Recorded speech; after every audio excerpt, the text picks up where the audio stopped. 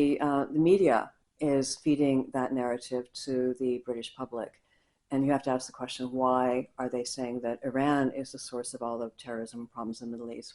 Well, I think, being part of the UK so-called defense posture is a disaster for Scotland. I mean, we have being sucked into these forever wars and spending money on defense, which is really war-making capabilities designed to kill people and destroy things rather than to build and construct and build bridges and trade with the rest of the world and have good relations.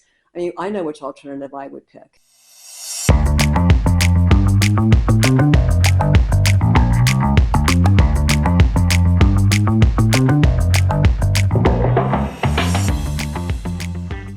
Our guest today is American commentator and blogger Leah Gun Barrett. Leah, welcome to Straight Talk. Many people still have a negative view about Iran, believing it poses a threat to the West. Why do they hold this view even though it's Iran that's being repeatedly attacked by Israel and the US? Well, I think the simple answer to that is the media is feeding that narrative to the British public. And you have to ask the question, why are they saying that Iran is the source of all the terrorism problems in the Middle East when, in fact, it is the one country that is standing up against the biggest terrorist regime in the Middle East, which is the Zionist entity called Israel, backed, of course, by the United States of America, which is basically controlled by the Zionist entity through the system of lobbying and money. So this is the narrative that the Western media is feeding, that Iran is the source of the problems. It's the only country that is standing up against the genocide against the Palestinians. And has been supporting groups like Hezbollah in Lebanon, which has also been defending against the Zionist entity, and the Houthis in Yemen, for example, who have also been courageously fighting against the genocide and trying to stand up. So it's the one obstacle that Israel sees to controlling the Middle East, because the Gulf monarchies are pretty much already under the American and Israeli thumb. They'll do whatever they're told to do. They're basically mafia families that have been put in place by the UK and the United States. And so Iran is painted as this rogue nation when in fact it isn't. And it's a majority Shia, and the Shias actually are quite religious in terms of they don't preemptively attack, they respond to attacks, which is what we've seen with Iran. And the Sunni Muslims have been behind Al-Qaeda and ISIS, which of course are creations of the United States and Israel. And the Shia have been actually fighting against this kind of terrorism in the Middle East. General Soleimani, Iranian general, was assassinated under Trump's first term because he was actually one of the leaders against trying to root out the influence of ISIS and Al-Qaeda in the Middle East. If you actually look at numbers collected by the United States Department of State on the number of people killed by these various groups across the Middle East, it's led by ISIS and Al-Qaeda. Iran isn't even on the list. So you see, this is part of the problem in the media landscape in the UK, as well as the United States and a lot of Western Europe, is controlled by billionaires, corporations whose interest is not directly aligned with those of the populations in those countries, which is a huge disconnect. So you're fed a propaganda. People are very heavily propagandized in the UK, United States, and the Western world, really, and not told the real story. And so these countries like Iran are demonized, and a case is built for, going to war against them, like they were developing nuclear weapons. No, they were not.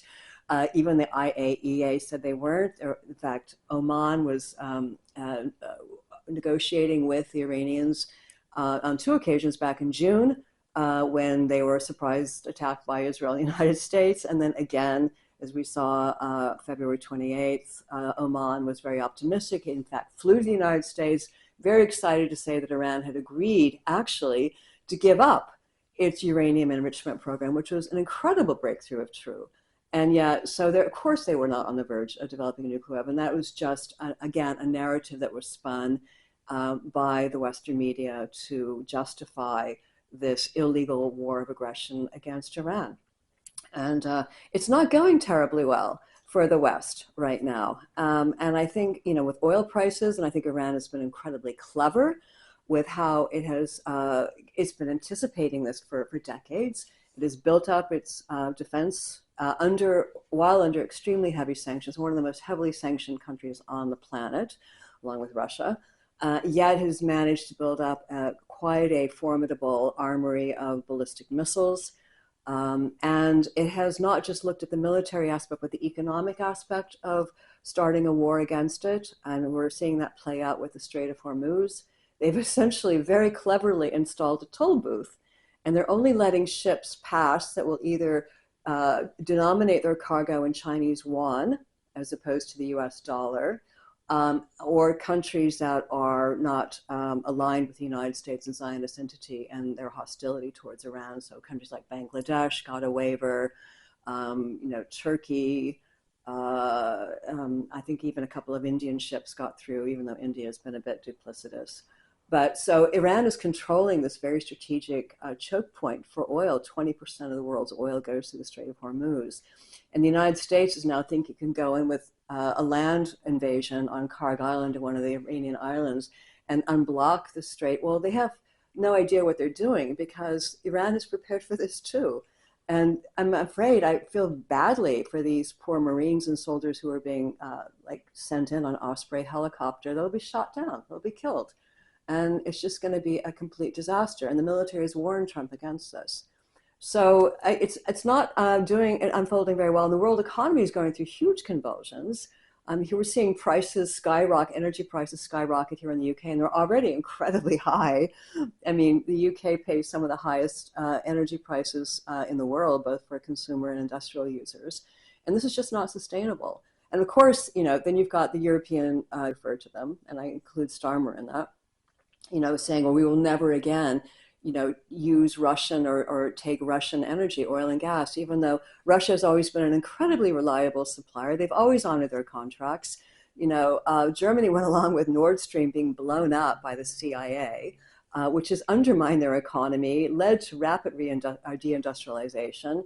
And this is sort of boomeranged all around Europe. And Europe is in a very, very parlous economic state. And it's its own fault because it has disconnected itself from its largest European neighbor, which is a reliable supplier of oil and gas to the continent. So, the whole thing is starting to crumble and fall apart. The whole narrative that has been constructed by the West, it's just not holding water. And I think people can actually see that now. What do you think should be done now to reverse the damage? Well, the very simple answer is stop the fighting and start listening to what Iran is saying. It is laying out some conditions. It wants to see American presence in the Middle East through its military bases gone. It wants them evicted. And I think it's sending a very powerful message and it might actually achieve that. It also wants a guarantee that it will no longer be attacked, because it has been living since 1979 under the threat of constant attack and has been attacked several times. And that is tremendously traumatic for any population. And it wants to be, respected as a sovereign nation. And it doesn't want to feel threatened. And I think also it wants to maintain its defense capability. I mean, it is, as any sovereign nation should. I mean, the demands that it get rid of its ballistic missiles was absurd. That would leave it completely naked and exposed, and Iran would basically be having to abdicate its sovereignty, which it will never do. What the United States and Israel don't understand is that Iran, or maybe some people do understand it, but a lot of people don't, is that Iran is a very ancient it's a civilizational nation, culture. It goes back 5,000 years, and it has survived many, many invasions and wars, and it has a very strong sense of national identity. And it's not a pushover. It's not like Iraq. It's not like Afghanistan. This is a very tough nation. It's a nation of 93 million people. The country is the size of Western Europe. It's extremely mountainous. It has lots of minorities, yes, but they exist within the Iranian state happily. And of course, there's dissent. There's dissent in any country, but I think overall, Iran is a very unified country, particularly now that it's been under attack twice in the past 8 months by the Zionist entity in the United States. It has brought the Iranian people together. We've seen with their leadership succession, I mean, Ali Khamenei, before he died, made sure that everyone had four successors lined up because he anticipated that the Israelis and the Americans would go and try to attack and decapitate the Iranian government. They refer to it as the regime again, but it is a government that is supported by its people. And so that's why you've seen no interruption in the leadership of the country. You've seen massive rallies of people out in the streets protesting against the United States and Zionist entity aggression towards them and in favor of their government and their leadership. You saw just 2 weeks ago or a week ago, Ali Larijani, who was assassinated a few days ago, walking along with the President Pezeshkian and other Iranian leaders on the streets of Tehran and throughout the country on Quds Day, which is a day in support of Palestinians. It's called Jerusalem Day. And, you would never see the American President Trump doing the same, walking amongst the American people. People would take him out. In fact, the American Marco Rubio, Pete Hegseth, Pam Bondi, all of these American officials are actually living in a secure military base in the United States because they know that they might be targets because people hate them so much. The American people are not behind this war. When you look at Iran, the Iranian people are behind their leadership because they see this as existential to their country.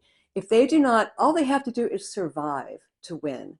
That's all they have to do. And they are digging in for a long war. Trump said this would be over in 4 days. Oh, well, I have news for you. We're now into the third week, and Iran is planning for months. Imagine oil prices are now over $100 a barrel. Imagine will there be in 1 week, 2 weeks. They're saying Saudi Arabia is planning for $180. People are talking about over $200. What is that going to do to the world economy? I mean, it's going to send the entire global economy into a tailspin. I mean, into depths of depression like we've never seen before.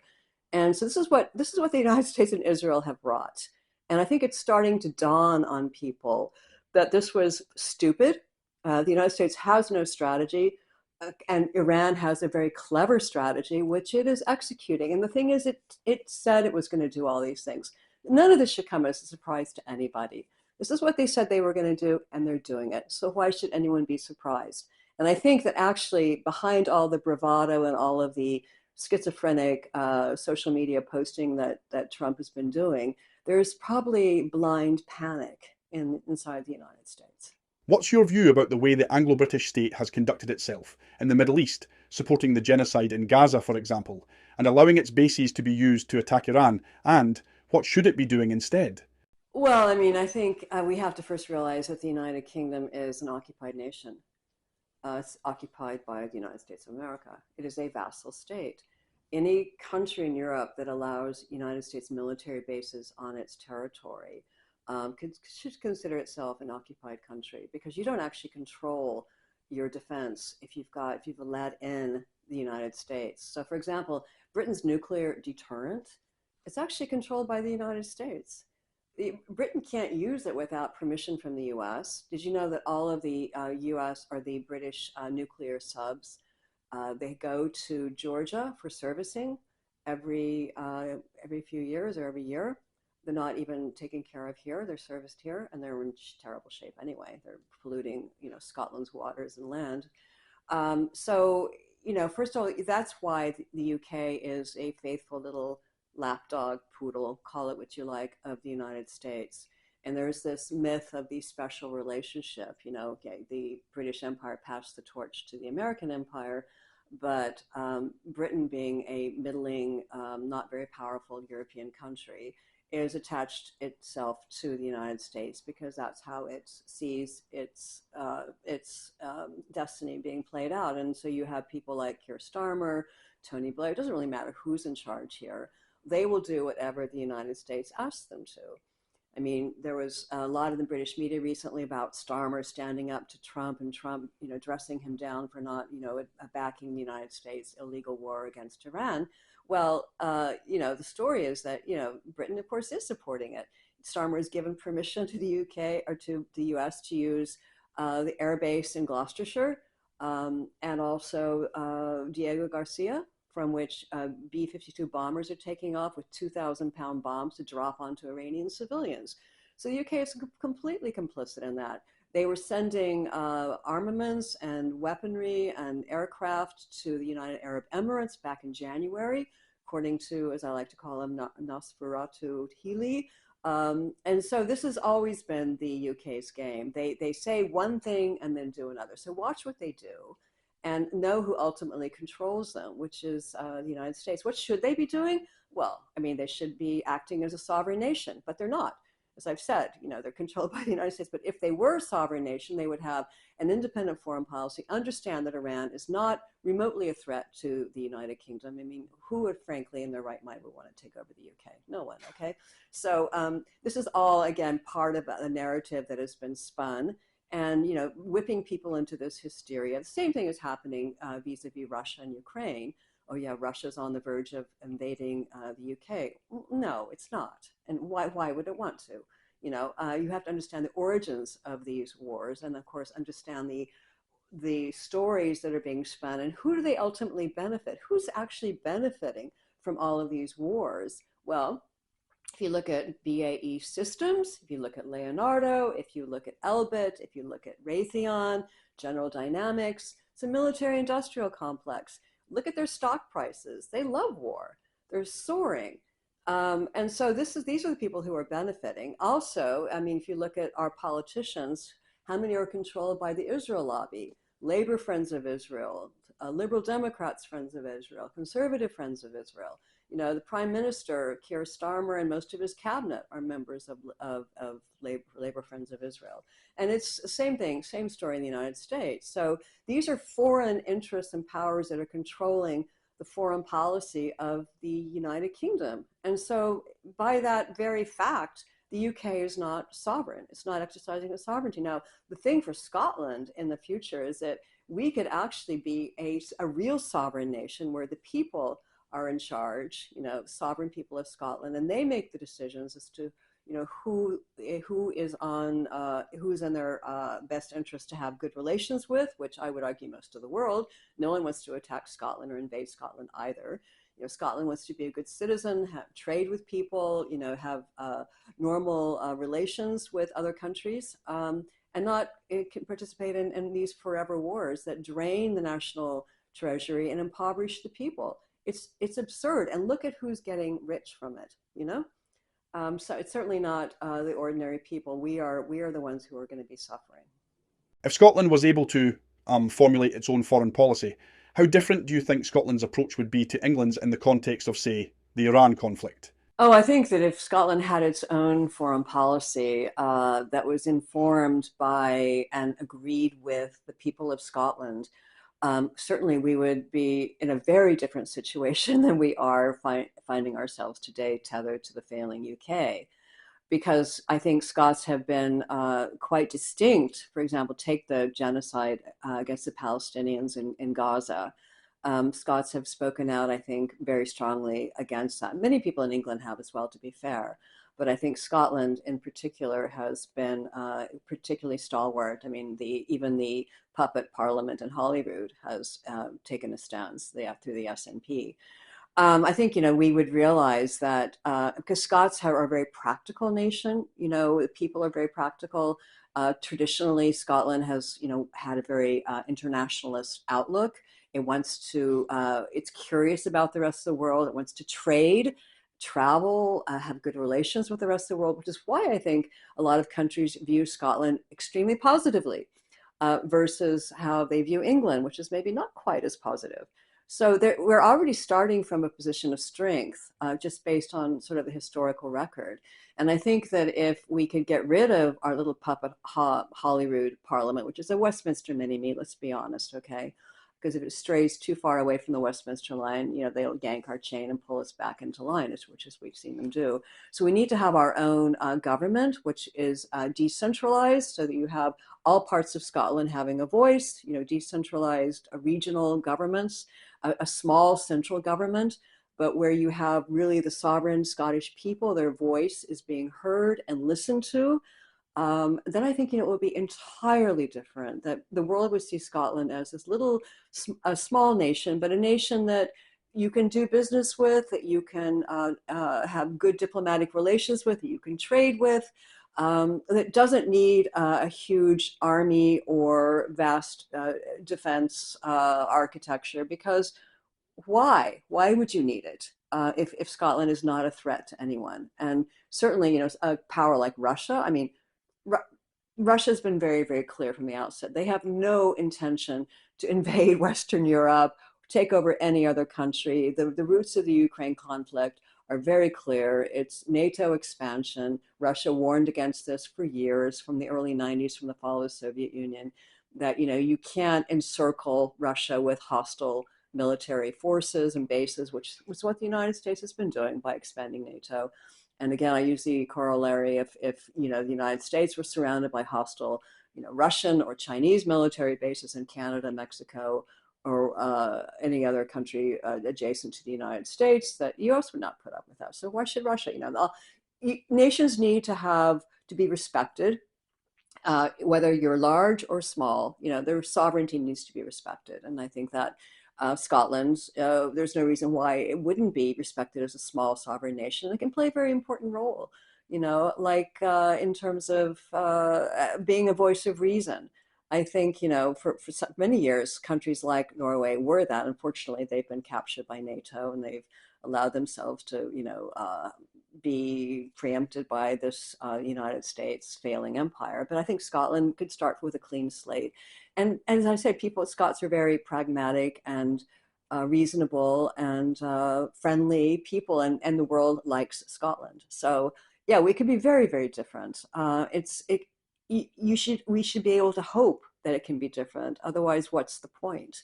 If we're just going to recreate something that already exists, then we may as well remain within the failing UK, because we'd have a failing Scotland if we adopted that same kind of philosophy, which I don't think we would. Most Unionists will say Scotland isn't big enough to defend itself without the UK military to defend it. What's your view? Well, people who say that Scotland couldn't defend itself without the great UK standing behind it. Well, have you ever looked at the state of the UK military? I mean, it's pathetic, right? They can't even send a ship to the Middle East right now because there's nothing that's seaworthy, frankly. All right, and I mean, the Navy has never been in a more terrible state. The Army is barely 70,000. It's a joke. It's a complete joke. But they're spending a lot of money. Where's this money going? It's going to weapons systems, largely made by some British companies, but mainly American companies, military industrial complex, that are, creaming off all of the profits, providing really fancy weapons that don't really work. We've seen they don't really work in the Ukraine war. And we're now seeing that they really don't work in the Middle East and the illegal war against Iran as well. And if you look at all the money that's going to these companies, when the money should actually be going to the people in the UK. We have crumbling infrastructure here. The NHS needs funding, education. Invest in your people. And the same thing goes for the United States. This war is costing trillions. The United States has spent trillions. The United States has a $37 trillion deficit, which is being financed through the petrodollar. The dollars is a huge Ponzi scheme. The money's being recycled. The Gulf monarchies, price the oil in dollars, and they have to then buy U.S. Treasury bills and bonds, reinvest the money back into the United States. It's just a giant recycling Ponzi scheme, and it's been supporting this forever war model, which is driving the United States, into we've been bankrupt for a very long time, and now it's completely unraveling. So why would Scotland want to follow down that doomed road? First of all, countries that are neutral, and I think small countries like Scotland would be, a small country, should be militarily neutral, be on good terms with all countries. You look at the case of Austria, for example, the Austrian neutrality agreement in the 1950s, I think it was 1955. Once it declared it would be a neutral country, and it still is to this day, it prospered economically, socially, politically. And you also look at Ukraine. In 1991, its declaration of independence. Guess what? It had neutrality enshrined in that. The Ukrainian constitution later took that out, and then it was captured by the United States, NATO, and now you can see the result of that. Ukraine is being destroyed as a nation today as we speak. So neutrality, I think, would be very, very powerful and attractive to an independent Scotland. You wouldn't have to spend all of your national treasure on bombs that you hope you're never going to have to use, because you won't have to. And you can put that money instead into developing Scotland, into developing successful private companies that are trading around the world, investing in our people, making them highly educated. And that's a country's greatest resource, is its population. Imagine the wealth, plus Scotland's natural wealth. If you could take all of that and really just water the fertile ground of Scotland and make it bloom with potential. I mean, it's there. It's ours for the taking if we could only see it. And I think, being sucked into these forever wars and spending money on defense, which is really war-making capabilities designed to kill people and destroy things rather than to build and construct and build bridges and trade with the rest of the world and have good relations. I mean, I know which alternative I would pick, and I think the Scottish people would as well. So, does Scotland, being part of the UK and England's foreign policy decisions, make Scotland safer or more vulnerable in your view? Well, I think, being part of the UK so-called defense posture is a disaster for Scotland. I mean, we have a giant target painted on our back right now. Where is the UK's nuclear deterrent? It's in Scotland. And why is it in Scotland? Well, I think that's all we know why it is, because we're expendable. We're having to deal with pollution from these leaky rust bucket nuclear submarines that are basically controlled from the United States. We are being held back, obviously, in so many ways by being tethered to the United Kingdom. Our soldiers, if we do have to go to war, disproportionately die in UK wars. It's been a disaster for Scotland, and I think again the only posture that makes sense for an independent Scotland is for us to have a good coast guard our coastline. We've got a very big coastline. Make sure that we control our borders. Don't allow foreigners in to come up and buy our land or our companies or our resources. Get rid of these ridiculous free ports, take the land back in the name of the people of Scotland so that the land's wealth can actually benefit them.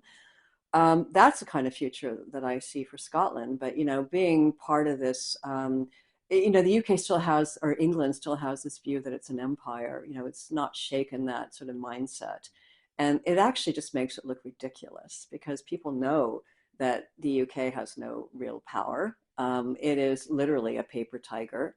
And its bluster on the world stage makes it look, frankly, silly.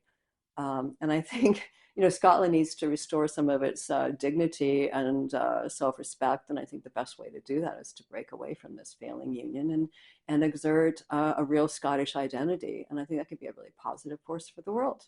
Do you think this conflict will end America's influence and presence in the Middle East? Yeah, well, obviously, I think we're seeing it in real time.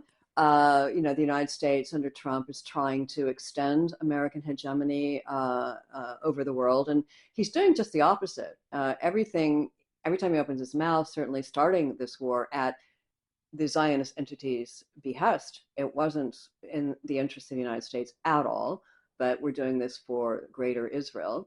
It is bleeding the United States. We're already spending billions. By the time, and who knows when the war is going to end, but Iran's going to extend it for as long as possible because its survival is at stake. We're going to be spending billions and billions. Trump has already asked, the Department of War has already asked for an extra $200 billion to fund the war. Now, we already have a $900 billion defense budget, which is now increasing to 1.5 trillion. And then you add the 200 billion on top of that, that's 1.7 trillion, which is nearly double the 900 billion. I mean, for what? For what exactly? Do US weapons work all that well? The air defense systems, the Patriots, the THAADs, actually are not very effective. It's a giant con that the military industrial complex has been selling to the Pentagon for years, that you can actually accurately shoot down a bullet with a bullet. That's extremely hard. And what Iran has cleverly done is it's blinded the United States in the Middle East by taking out its radar and other detection early warning systems so that these Iranian missiles are getting through and pulverizing not only US bases throughout the Middle East, but pulverizing Israel. So this is bleeding the United States. I mentioned the $37 trillion deficit. Well, that's going up as we speak hugely. And when the petrodollar ends, which it will, because the Gulf monarchies are going to realize that having these US bases in the Middle East, whoa, hey, it hasn't protected them. That was the deal, though. We price our oil in dollars in exchange for US military protection.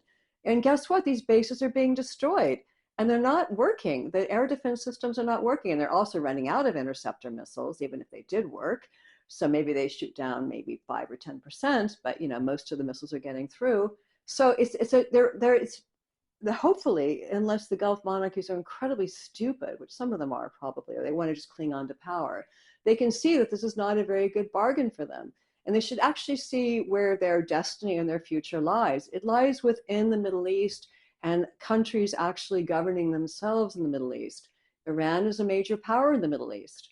And also realizing where the problems are coming from. They're coming from this little tiny country, artificially planted in the Middle East, called Israel, which has, from its inception, been at war. That's all. That's the only thing it understands and does well, by killing, dropping bombs on people, and subjugating people, genociding people, and the Arabs and the Persians, which are mainly in Iran, they realize that, or only the Persians have done this for a while, but hopefully the Arabs, the monarchies, will start realizing, and the people already do know, that this is not to their advantage at all. And the United States, I think, is going to be kicked out of the Middle East. I think Iran will actually succeed in doing this, driving the United States from the Middle East. Then you're faced with the problem of what do you do with Israel? Well, I think that needs to be settled once and for all as well. Israel needs to be defanged. And if that means destroying it, so be it. Because if that happens, then I think you can actually have peace in the Middle East. But what this is doing to the United States is it's destroying the US. It's accelerating the decline of the US empire. And the American people are definitely not for this war. In fact, there was a poll done very recently showing that for the first time, I think 32% of Americans support the Zionist entity. It used to be a clear majority. So it's going down fast. People are seeing that this war is not being fought in the interests of the American people, but in the interest of this little tiny country, which is causing all the mayhem throughout the world and the Middle East, called Israel. And then you've got the other problem, which I think is really serious, is that this crazy regime headed by Netanyahu, as I call him, Benjamin Mileikowski, his family's from Poland, not indigenous to the Middle East at all. They have nuclear weapons. And I think there's a real possibility, if they find themselves with their backs against the wall, and they've actually said this, they have something called the Samson option, Samson, who brought down the temple on himself to prevent it from being taken over. This is a real possibility that Israel could launch a volley of nuclear weapons at Iran. And then the question is, what happens next? And that is absolutely terrifying. It should terrify the entire world. What would Russia do? What would China do? How would they react? I think if that did happen, that definitely would be the end of Israel. But then you're looking at thermonuclear war, and that could spread globally. And then where are we? So this needs to be, and Iran is doing the world, I think, a huge service by going after Israel once and for all, because they do not want to live with this going forward. They can't. And I think they're doing a great favor for the other countries in the Middle East, whether they know it or not, by getting rid of this scourge. Would an independent Scotland being able to make its own foreign policy decisions be beneficial as global power dynamics shift away from the US and towards the East, in particular China? Yeah, an independent Scotland certainly, I think, should detach itself certainly from the United States. You know, Henry Kissinger had that famous saying, "To be America's friend is dangerous, or to be America's enemy is dangerous, but to be its friend is fatal." And I think we're seeing that play out certainly across the European Union and the UK. I mean, look what happened with Nord Stream, and the United States wanted to weaken Europe, which it's successfully done by bleeding it, making it dependent on American energy, which is 3 times more expensive than what they were getting from Russia, getting it to support this failing war in Ukraine, which is losing, and throwing billions at it instead of at investing in their own people and their own economies. The European Union itself, I think, is failing, just as NATO is failing, and that's because it's overreached. It's gone for political union, which is impossible to achieve when you've got 27 different sovereign states, and they're now starting to push back against that. You see that with Slovakia, with Hungary, but increasingly with Spain, maybe a little bit with Italy. Other countries are starting to push back against this sort of centralization of power within Brussels. And it's all a part of the decline of the Western Empire. The European Union, the United States, this overreach, censorship, which you're seeing, arresting people for making posts on social media that are against, government policy or critical of the Zionist entity. We're seeing it, all the time. In fact, you have censorship. You can't get Russia Today here in the UK unless you use a VPN. You can't get a lot of news sources. You're not getting any information from around the world. You're just getting the propaganda that they want you to hear through the BBC and through Sky and all these platforms that are controlled by corporations and are saying the same thing over and over again, which is why people are so heavily propagandized.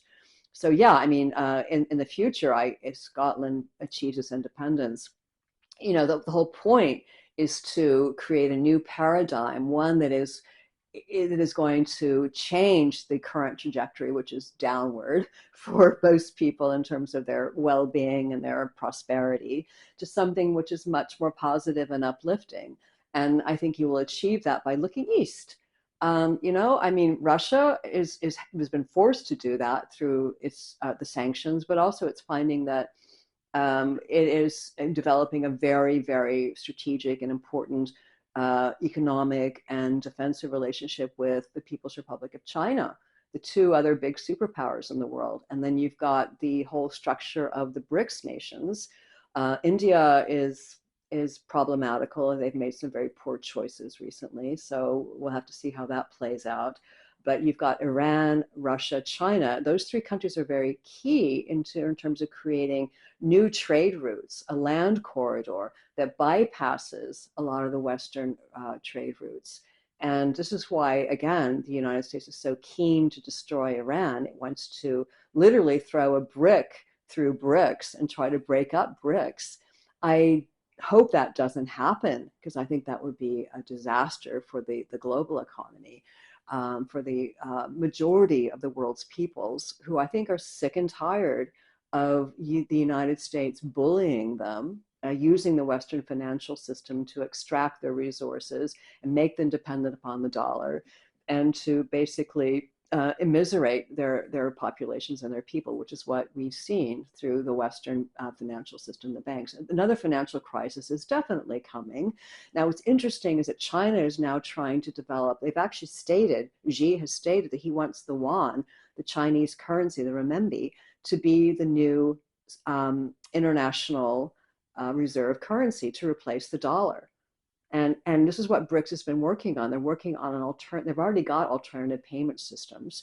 You're seeing Iran operationalize this in the Strait of Hormuz by allowing ships through that are that will price their cargoes in Chinese yuan, and obviously that are friendly towards Iran and not hostile towards it. So this, and using the CIPS payment system, was the Chinese International Payment System, which is an alternative to the SWIFT system. Currently, only 3% of the world's commerce is using sips, but that is going to increase. I'm definitely sure of it. And the way China is already the world's leading economic power, it's leading in terms of its renewable energy. It's invested heavily in solar and in nuclear, and the technology is leaps and bounds ahead of the United States. They're leading on almost every indicator out there. And so that is the future. So Xi sees the final, and I think he's correct, the final element is the financial element. If they can then pivot away as the petrodollar fades, and it is, countries are dumping treasuries, US treasuries, constantly as we speak. And this is what's propping up the United States and servicing the debt. And this is going to be going away. So there will be a huge problem inside the United States. There's going to be a financial crisis, the likes of which we've not seen in a very, very long time. So Scotland, being a small country but resource rich with lots of potential, I think it makes sense, certainly, for it to look at certainly look beyond the EU, unless the EU radically transforms itself into something back into what it was originally, a trading bloc, and get rid of all this, political bullshit. And unless it does that, then I think, yeah, Scotland it would be a clever move for it to explore joining with some of these Eastern powers and becoming a member of BRICS.